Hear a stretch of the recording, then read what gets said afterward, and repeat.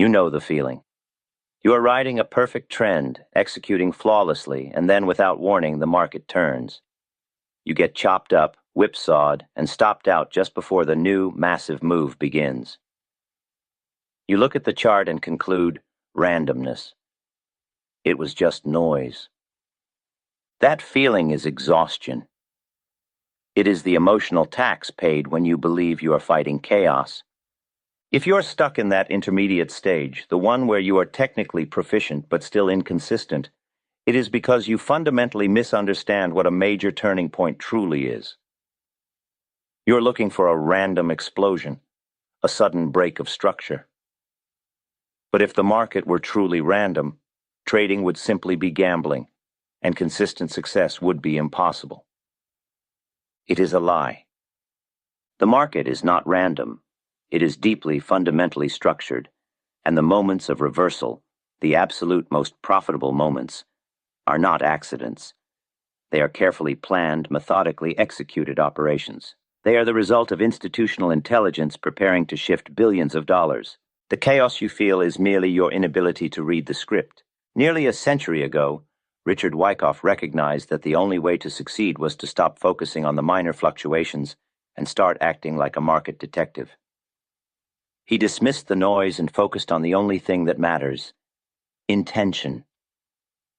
Wyckoff showed us that every significant price movement, whether up or down, is orchestrated by a single, controlling entity he called the Composite Man. This is the institutional money, the smart money, the collective consciousness of those who move the tape. Subscribe now, like this video, and leave a comment. By doing that, you help more people see this message, and you let me know this work is not in vain.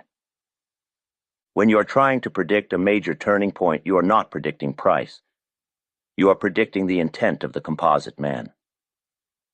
Are they ready to sell what they have accumulated? Are they ready to buy what they have distributed? Price action is just the footprint they leave behind while they are preparing. If you don't understand this preparation phase, you will always be late. You will always be prone to the fear of missing out when price runs away. And you will always be caught in the trap set during the quiet periods. We spend so much time looking for volatility, for confirmation, for the grand signal. But the paradox of the market, the one that separates the consistently profitable from the perpetually frustrated, is this. The biggest moves are not preceded by the loudest action. They are preceded by the most boring action. The Composite Man does not announce his intentions with a megaphone. He confesses them quietly, in phases of deliberate stillness. He must first ensure that the maximum number of weak hands have sold at the low or bought at the high. And that confession, that moment where the true intent is laid bare, is exactly what Wyckoff's methodology teaches us to identify. It is the secret signal that the hidden stage of market preparation is complete.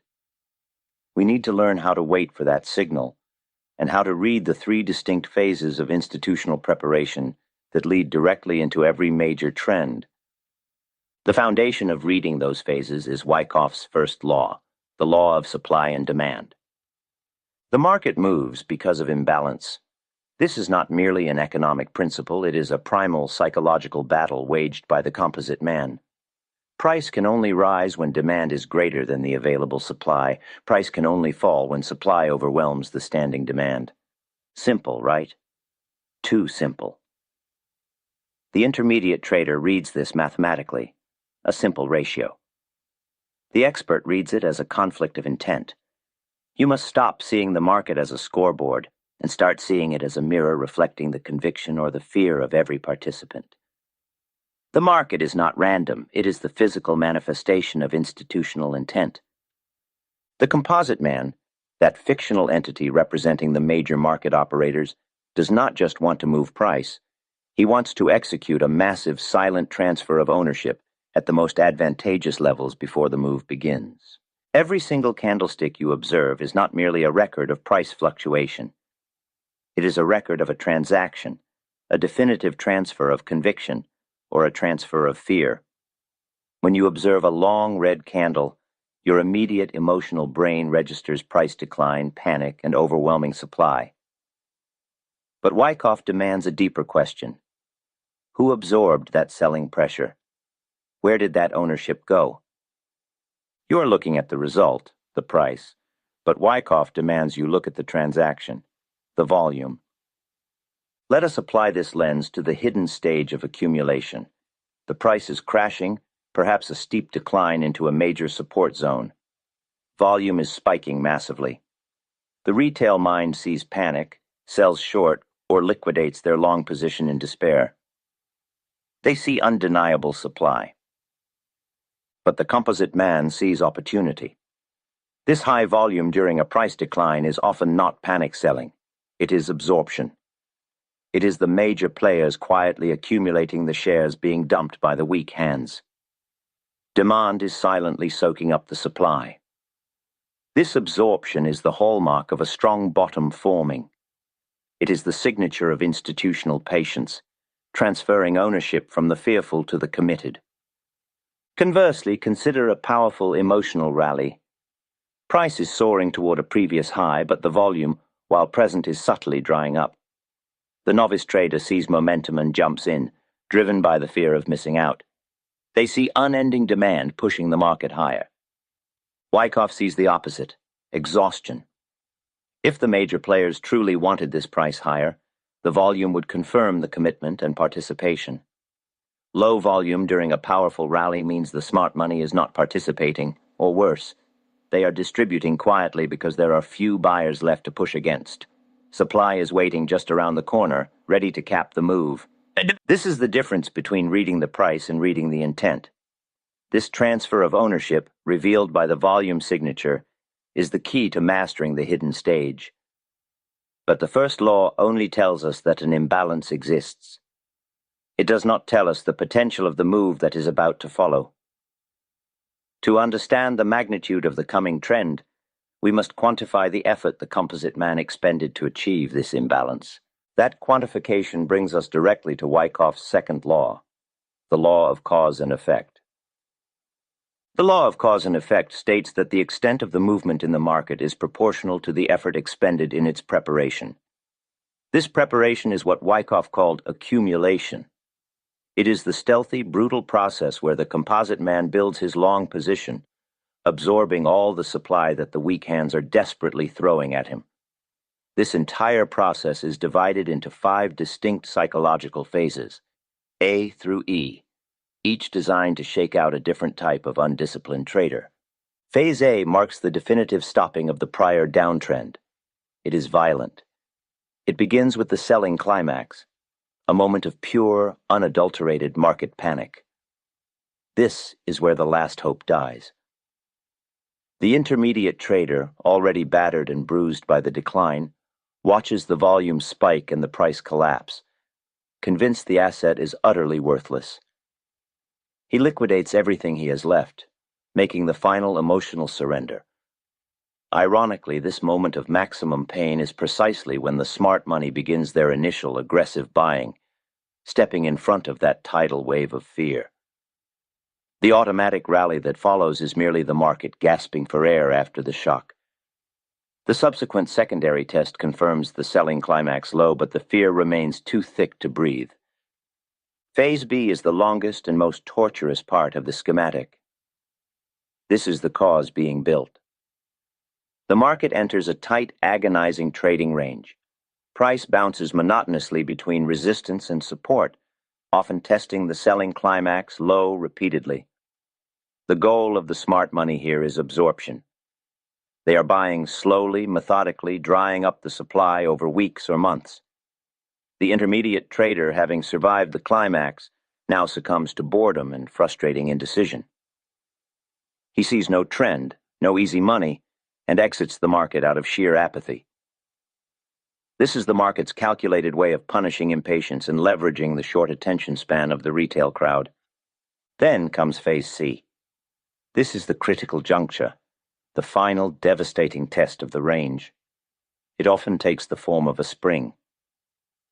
The price breaks sharply below the established trading range support, spiking volume, convincing every remaining weak hand that the downtrend has definitively resumed.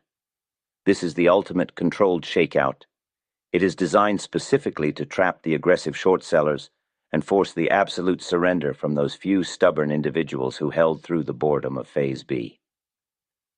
The intermediate trader sees this deep penetration and thinks, "I knew it was going lower," cementing his decision to stay out. He completely misses the swift, powerful reversal back into the range, the ultimate proof that supply has vanished.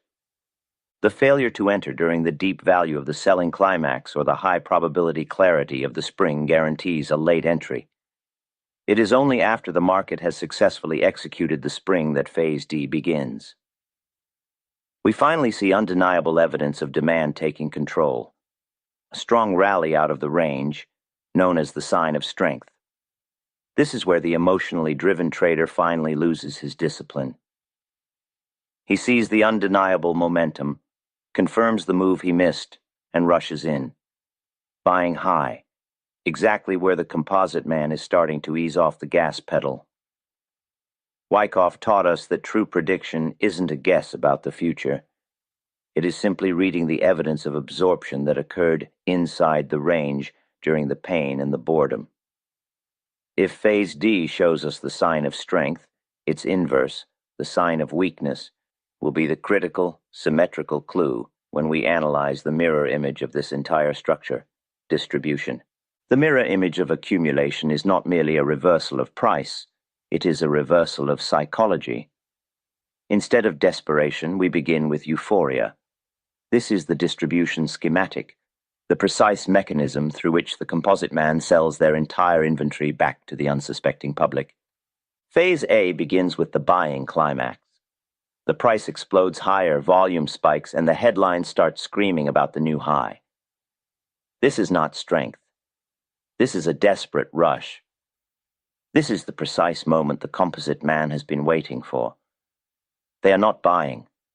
They are systematically liquidating their entire position directly into your excitement. They need your enthusiasm to fill their massive sell orders. You are providing the liquidity they need to exit. The automatic reaction follows, a sharp, necessary pause, but most retail traders dismiss it as healthy profit-taking. Then we settle into the trading range of Phase B, where the real, systematic offloading occurs. For weeks or months, the market goes nowhere. It feels dull, aimless, and frustrating.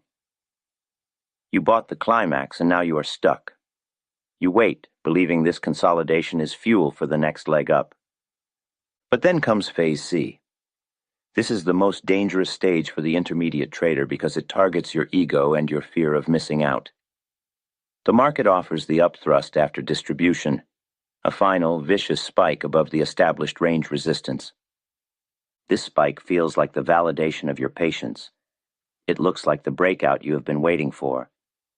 It is the death knell of the move. Why do we buy the upthrust after distribution? Because our greed sees a second chance. We tell ourselves, "I missed the initial run, but I won't miss this breakout." This final surge is designed to liquidate any remaining short positions and, critically, pull in the last wave of retail buyers. They are trapped immediately. This is the crucial distinction. In accumulation, patience is rewarded with the eventual markup.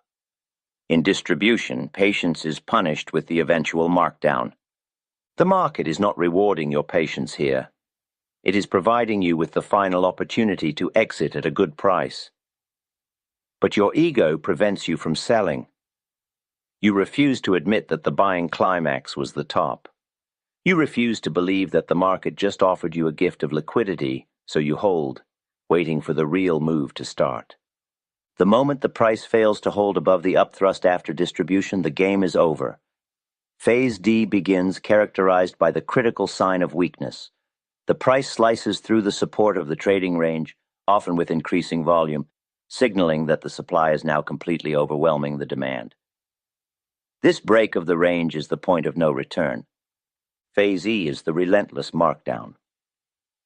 The price moves swiftly below the range, accelerating downward as the trapped bulls are forced to liquidate their positions. Their fear now provides the downside momentum. They bought your excitement, now they are fueling the panic. The entire structure of distribution is a lesson in self-control. Wyckoff taught us that the high volume on the buying climax and the sharp reversal after the upthrust after distribution are not random events. They are the signature of the composite man exiting the building. The question is, are you reading the signature, or are you becoming the liquidity? If you truly internalize this schematic, you realize that your biggest opponent is not the professional trader. It is the internal narrative of greed that tells you to hold on to a failing position. But how do you stop that internal narrative? How do you maintain the stoicism required to execute perfectly when the market is actively preying on your deepest fears and desires? We must analyze the single most important factor that separates the consistent winner from the permanent loser: the structure of their internal rule set. The most durable rule in this market structure, the one that separates the patient accumulator from the frantic gambler, is Wyckoff's third law, the law of cause and effect. This law is simple yet completely ignored by 90% of traders. It states that the magnitude of the effect, the resulting price move, is directly proportional to the magnitude of the cause, the time and size of the accumulation or distribution range that preceded it. The range itself is the storage of energy. The intermediate trader despises the trading range. It is the definition of boredom. It is where their account stagnates, where their patience dissolves, and where they often overtrade, desperately trying to scalp small profits only to erode their capital through commissions and slippage. They see wasted time. The professional, however, sees the range as a factory. They see the necessary work being done to construct the eventual trend.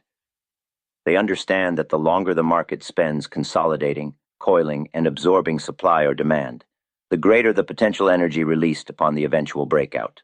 If the cause is the time spent in the range, then we must have a tool to quantify that time and project the resulting effect. You cannot simply hope the price goes higher. Hope is not a strategy. It is a vulnerability. The professional replaces hope with objective calculation. This is where Wyckoff's powerful yet often misunderstood point-and-figure methodology enters the picture. Point-and-figure is not concerned with the noise of time. It is concerned only with the horizontal count of energy storage. It is the specific mechanism Wyckoff used to objectively measure the cause. It allows you to count the accumulation across the consolidation zone and translate that count into a precise, calculated price target for the effect. If you cannot measure the energy being stored, if you cannot objectively quantify the cause, how can you possibly trust the resulting effect? How can you summon the conviction required to hold a winning trade when your take-profit target is built on nothing more than desire? The emotional hurdle here is the boredom. The market knows you hate sitting still. It will test your patience with false starts and deceptive rallies, trying to lure you into chasing the effect before the cause is fully complete. Rushing the cause is the primary failure point for most intermediate traders. They see the early signs of accumulation and jump in, only to watch the market whipsaw for 3 more weeks, forcing them out of the position through sheer emotional exhaustion. The conviction to hold a position or to wait for the proper entry is directly proportional to the certainty of your calculation. When you know mathematically that the market has spent 6 weeks building energy for a $20 move, your internal dialogue changes. You stop asking, "Is this going to work?" and start asking, "Has the market fulfilled the energy requirement yet?" The biggest winners are created in the quietest, most boring moments, while the market is meticulously building the cause. This process replaces the emotional desire for a target with the mathematical certainty of a calculated projection. But understanding the structure of cause and effect is only half the battle. We now need to identify the precise moment when the cause is truly finished. How do we spot the final, critical test of supply that signals the effect is imminent? The answer is not found on the chart, but in the mirror. We must stop viewing the market as a random entity and start seeing it as the deliberate action of one single patient entity, the composite man. This is not some shadowy cabal in a boardroom. It is the psychological ideal of the perfect trader. The composite man is everything you are not when you are struggling. He operates with infinite patience, stealth, and zero ego. His only goal is efficient accumulation or distribution. He buys when you are terrified and sells when you are euphoric. He is calculating, waiting for the precise moment when the crowd has exhausted its emotional capacity. Retail traders, by contrast, are defined by immediate gratification. We are plagued by the fear of missing out, driven by hope when the market rises, and paralyzed by fear when it drops. The market is designed to exploit that lack of discipline. It is a vacuum cleaner for weak hands, constantly sweeping up the positions of those who trade on impulse, not context. The major turning points, the spring in accumulation, the upthrust after distribution, are not accidents. They are necessary consequences of the composite man completing his mission. He needs liquidity. To secure the final, massive position, he must induce maximum pain and maximum surrender. Think about the spring. When the price violently breaks previous structural lows, the intermediate trader sees only disaster. They react to the price, dumping their position right into the waiting hands of the smart money. They miss the context, that this move is structurally required to clear the last weak supply before the markup can begin. This final shakeout is the ultimate pattern interrupt designed to destroy your confidence. Why do traders panic during these critical moments? Because they are focused on the immediate fluctuation of their profit and loss, not on the structural context. They are reacting to volatility, not recognizing the completion of the cause.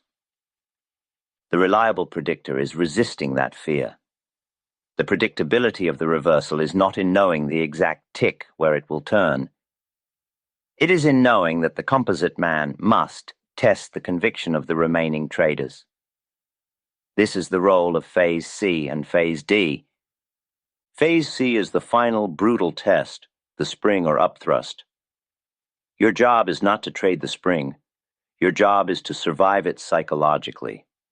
If you resist the urge to panic, if you hold the structural context, you realize that the volatility is merely noise masking the completion of the cause. You realize that the market is showing you its hand. Phase D is the confirmation, the first clear sign that the composite man has finished his work and is ready to push the market in the intended direction. This is where patience is rewarded, but only if you resisted hope during the initial decline and fear during the shakeout. To truly predict the major reversal, you must stop trying to control the price action. You must internalize the final paradox of this methodology. The composite man works in the shadows, forcing you to confront your own inherent weaknesses. To gain certainty about the impending reversal, you must first accept the terrifying uncertainty of the final shakeout. The only way to win is to stop fighting the inevitable process. But what does this surrender look like in practice? How do we use the concept of absorption to define the exact moment of entry? And how do we calculate the true risk of a trade that looks like pure chaos? The true risk calculation, the one that defines your trading career, happens not in the breakout, but in the chaos preceding it. This is where the three fundamental laws of the market converge into a single actionable truth. The law of supply and demand tells you which direction is mathematically favored. The law of effort versus result tells you if the current move is honest or merely a trap.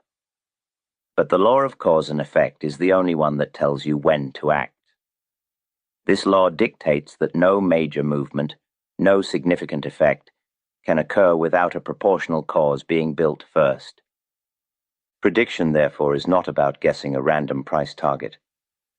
Prediction is the reading of the completion of the institutional operation. The market does not pivot because a news story broke or because sentiment suddenly shifted. It pivots because the composite man has finished his work. He has accumulated the necessary inventory or distributed his entire holding, fulfilling the required cause. The pivot is merely the moment institutional patience runs out and the effect, the major trend, is finally released. If you are constantly chasing momentum, you are trading the effect. You are placing bets on a trend that is already mature, already straining under its own velocity. This path is defined by high risk and low probability. To truly master the pivot, you must stop looking for excitement.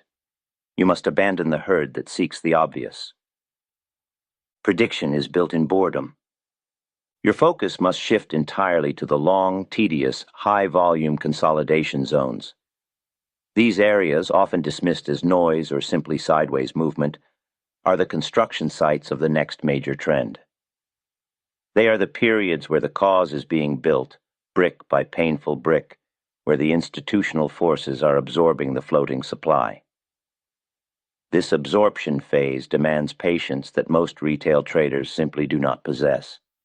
They confuse stillness for inaction. The market is not hiding the truth from you. It is confessing its intentions openly, but its confession is quiet, tedious, and requires you to sit perfectly still to read it. Stop looking for acceleration. Stop fearing the sideways movement. Look instead for the signs of institutional fatigue.